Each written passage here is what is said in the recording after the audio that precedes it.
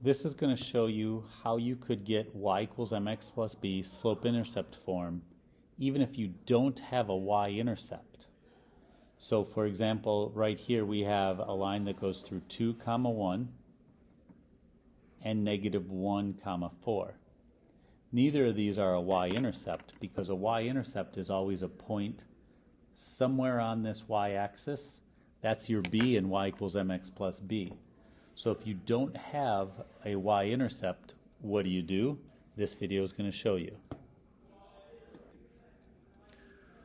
Over here in the red, I have listed the procedure of what you will go through.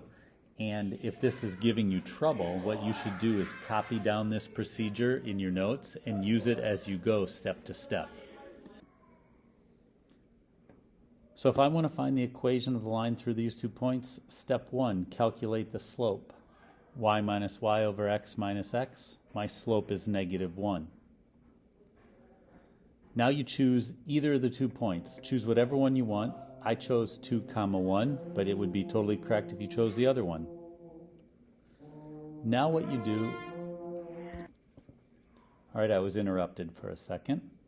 Step 3 says plug the x, y, and slope values into y equals mx plus b. So I start by writing down y equals mx plus b, and I know my slope is -1 from the first step. So right beneath the m, I write a -1. I chose to use this point, which is an x and a y. So beneath the x, I write a 2. Beneath the y, I write a 1. So now I have plugged in my x, y, and slope values. And what you'll notice about this, once I've plugged these in, there is only the b remaining. So you can get b by itself, and now I have b equals 3. I just took this -1 times 2, this -2, and I sent it to the other side. Now that I know b, I have my y-intercept.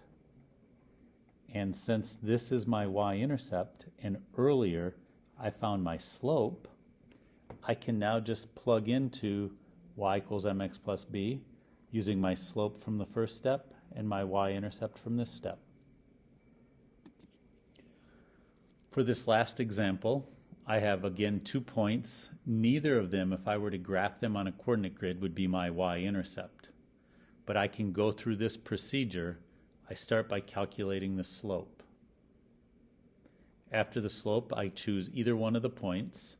So it looks like I chose -2, -5.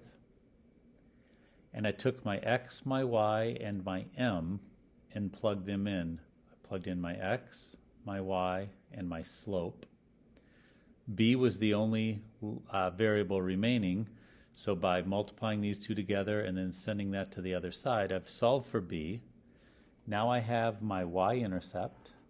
From earlier, I have my slope, and I take those two and I plug them into y equals mx plus b, and I'm finished.